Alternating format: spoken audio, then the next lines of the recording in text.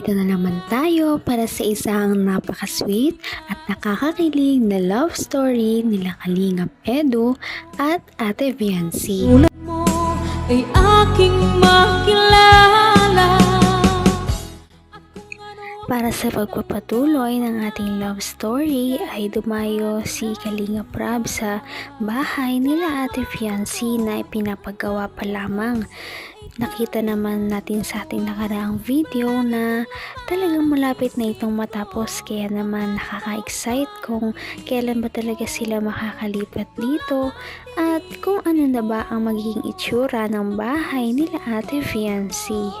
Pagkatapos naman noon ay dumayo na sila sa kasalukuyang bahay nila Ate Viancy para magpaabot ng mga tulong na pinapabot sa kanya ng mga sponsors. At syempre, para mag-uusap na ulit at magkita ang love team na EDSI. At ito na nga ang nangyari sa kanilang pagkikita. Ang nais ko lang. Sinundo tayo ni Beyonce. Sige na, Eds. Ano ka na, Eds? Ang lakas ang pangami mo, Justin. Alam mo ka dito siya dito pa. Sila tayo. Grabe naman. Ay, grabe guys. Sige na, kaya na lang. Meron naman ako.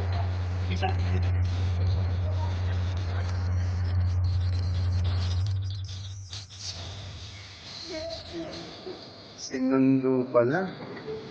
Grabe naman. Ayan, hello po mga kalingap. Maulang araw po sa inyong lahat.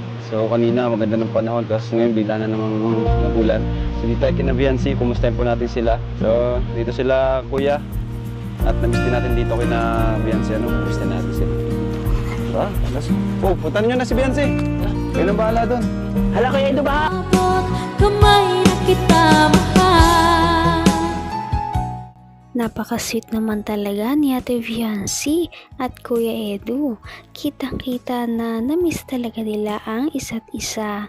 Makikita mo talaga kay Viancy kung gaano siya kamaalaga sa mga taong mahalaga sa kanyang buhay.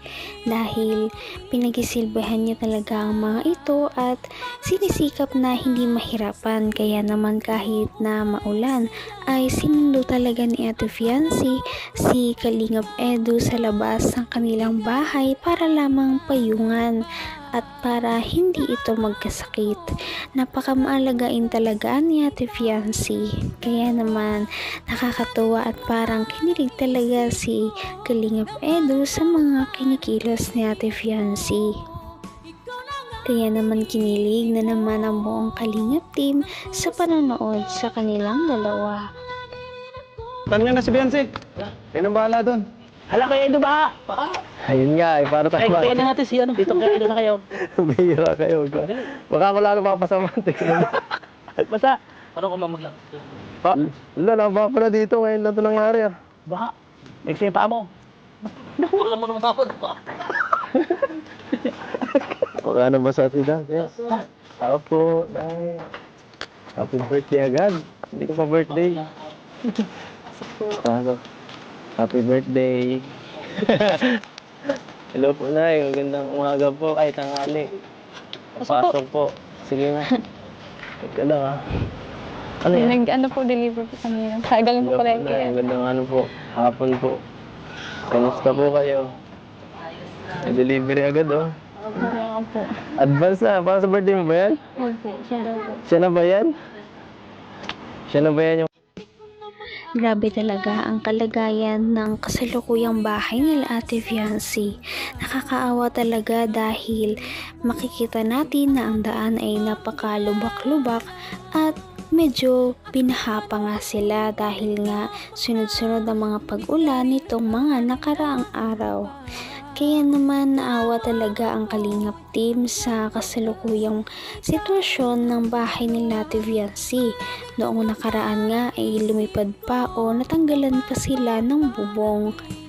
Sana nga ay makalipat na sila sa kanilang bahay para hindi na nila inaalala ang magiging kahihinatnan ng kanilang bahay pagsapit ng umaga.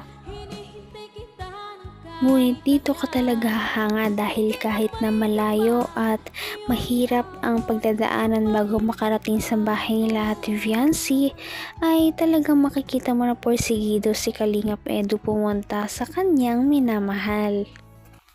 Pinaunan na. Kumusta dito? Na, baha, oh. Lagi niyo talaga. Sabi daw po may ano daw pong bagyo.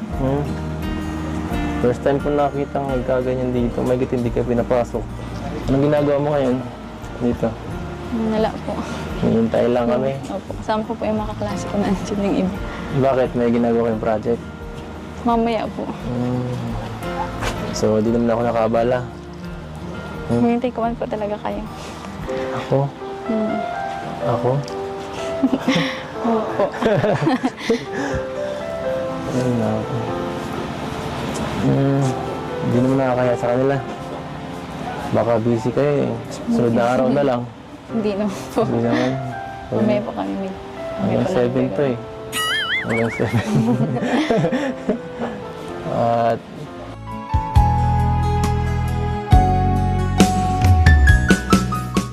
Blooming na blooming si Ate Viancy kahit nakakagaling lamang niya sa school at may ginagawa silang school project ng kanyang mga kaibigan. Kaya talaga hindi ka magtataka kung bakit na-fall si Kalingap Edu sa kanya dahil kahit na pagod siya o wala man siyang makeup, talagang litaw na litaw pa rin ang kanyang kagandahan. Kita rin natin na talagang na-miss ng isa't isa ang pagsasama nila dahil medyo matagal na naman yata silang hindi nagkita dahil busy si Kalingap Edu sa kanyang pag-i-scout at si Viancy din naman ay busy sa kanyang school, kaya ngayon na lamang ulit sila nagkita at nakapag-usap. At ito na nga ang nangyari sa kanilang pag-uusap. pag birthday mo, busy ka na eh. Baka di mo na ako mapansin doon. Dahil mong gagawin doon eh. Dalaw-dalaw pati ang birthday mo. Siya nga po pala may pagkain po dyan. Ha? Kain po muna. Opo. Baka hindi naman para sa akin Hindi. yan. Para po sa inyo yun ata talaga. Yeah. Wait lang po. Mabala ka pa. Ay, grabe. Hindi ka ito. Para saan to? Pinadala po. Ay, yan pala yung sinabi mo nakaraan. Nasa 10.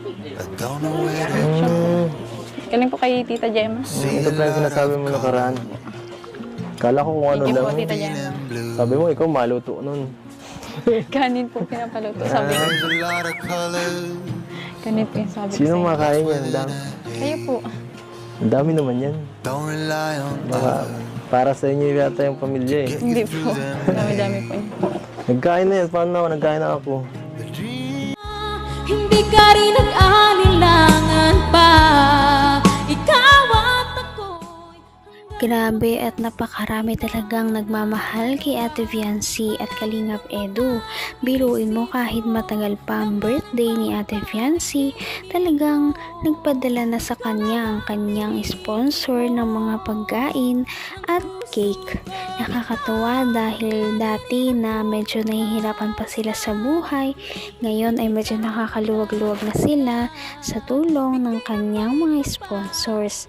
Sobrang deserve ni Ate Viancy ang mga ganitong bagay dahil isa siyang nagpupursigi at masipag na bata. Kaya naman aabangan natin sa ating mga susunod na upload kung ano ba talaga ang mangyayari sa kanyang birthday party. Kaya naman, sana ipatuloy natin silang suportahan at mahalin si Viancy, si Kalingap Edu at ang Kalingap team. Yan lamang at maraming salamat sa panonood. Abangan natin kung magkakatuluyan ba talaga si Kalingap Edu at Viancy. Hanggang sa muli. Bye! ngayon'y abot